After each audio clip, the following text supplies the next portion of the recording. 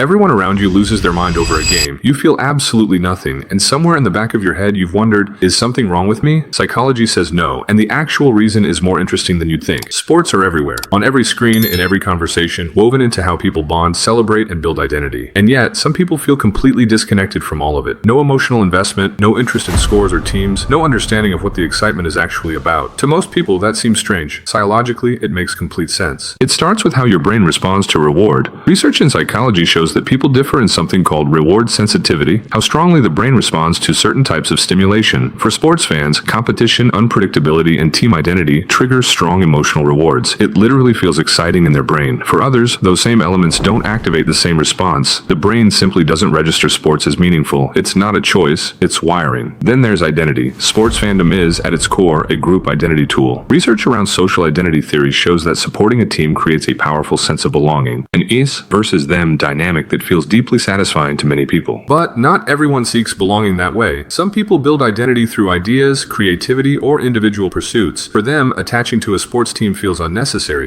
because they don't rely on group affiliation to feel connected in the first place. Early exposure matters more than most people realize. Strong interests, especially emotional ones, tend to form in childhood. People who grow up in environments where sports are celebrated usually develop an emotional connection to them, without even trying. But if sports weren't present or valued in your environment growing up, your brain simply never built that association.